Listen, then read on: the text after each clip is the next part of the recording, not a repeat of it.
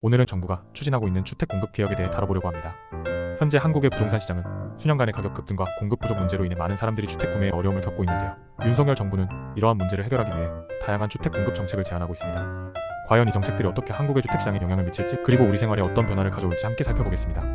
윤석열 정부의 주택 공급 개혁 배경과 목표. 정부의 주택 공급 개혁은 무엇보다도 공급 확대를 핵심 목표로 하고 있습니다. 문재인 정부 시절 수요와 억대 중심의 부동산 정책이 주를 이뤘다면, 이번 정부는 반대로 공급을 크게 늘리는 방향으로 전환했는데요. 그 배경에는 서울과 수도권을 중심으로 한 집값 폭등, 그리고 그로 인해 발생한 무주택자들의 어려움이 있습니다. 윤석열 대통령은 취임 초부터 250만 호 이상의 주택 공급을 약속했으며, 그중 130만 호는 서울과 같은 대도시 지역에서 공급될 계획입니다. 이를 통해 정부는 시장 안정화를 꾀하고 특히 청년과 신혼부부 같은 무주택자들에게 실질적인 혜택을 주려 하고 있습니다. 하지만 단순한 양적 확대만이 목표는 아닙니다. 윤석열 정부는 공공과 민간 부문 모두를 활용해 다양하고 효율적인 주택 공급을 하겠다는 계획을 발표했는데요. 공공임대주택뿐만 아니라 민간 주택시장의 활성화도 함께 추진하고 있습니다. 이는 공공주도의 정책이 아닌 민간의 참여를 장려해 주택 공급 속도를 높이고 다양성을 확대하는 것을 목표로 하고 있습니다. 주택 공급 방식과 주요 정책 내용. 윤석열 정부는 주택 공급 방식을 크게 세 가지로 나누고 있습니다. 첫째는 신도시 개발을 통한 대규모 주택 공급입니다. 국토부는 3기 신도시를 비롯한 신규 택지 개발을 통해 많은 주택을 공급할 계획인데요.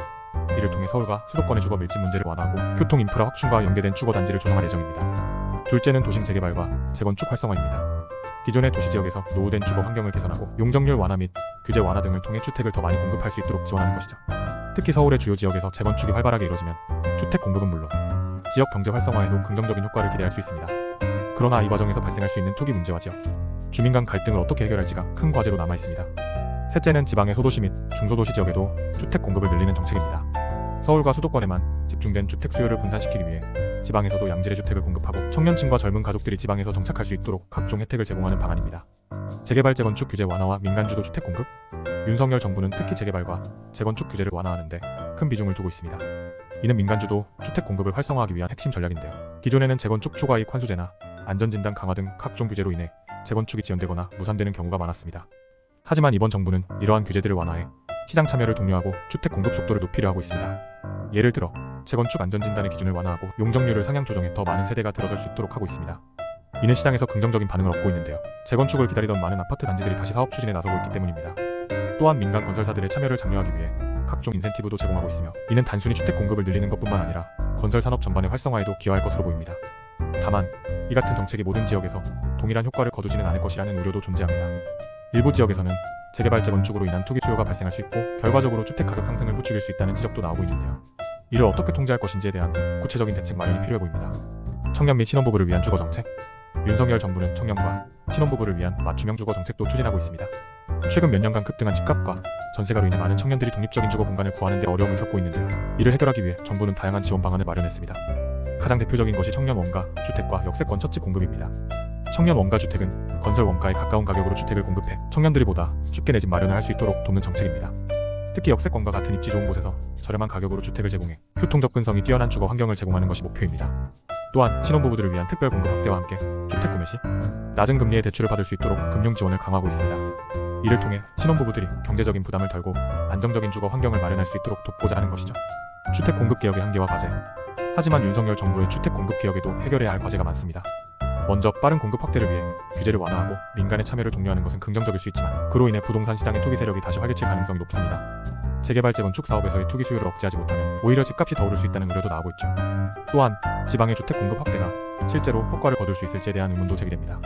지방 소도시에 주택을 공급한다고 해도 인구 유출이 계속되는 상황에서 그 주택들이 실제로 수요를 충족할 수 있을지는 미지수입니다. 지방 경제와 일자리 문제 해결 없이는 주택 공급만으로는 한계가 있을 수밖에 없습니다. 공공과 민간의 협력 성공을 위한 열쇠. 윤석열 정부의 주택 공급 개혁이 성공하기 위해서는 공공과 민간의 협력이 매우 중요합니다. 정부는 공공 부문에서 주택 공급을 늘리겠다고 밝혔지만 민간 부문의 참여 없이는 단기간에 충분한 공급을 이루기 어려운 상황입니다. 따라서 정부는 민간 건설사들과의 협력을 강화하고 다양한 인센티브를 제공하며 동시에 투기 방지책을 마련해야 합니다. 특히 공공임대주택과 민간주택 시장의 균형을 맞추는 것이 중요합니다. 공공임대주택만을 늘리게 되면 시장이 왜곡될 수 있고, 반대로 민간주택 공급에만 의존하게 되면 투기 세력에 의한 집값 상승을 막기 어려울 수 있습니다. 따라서 두 가지 요소가 균형 있게 작동해야만 장기적으로 안정적인 주택 공급이 가능해질 것입니다. 주택 공급 개혁이 가져올 장기적인 영향. 윤석열 정부의 주택 공급 개혁은 장기적으로 부동산 시장에 긍정적인 변화를 가져올 가능성이 큽니다.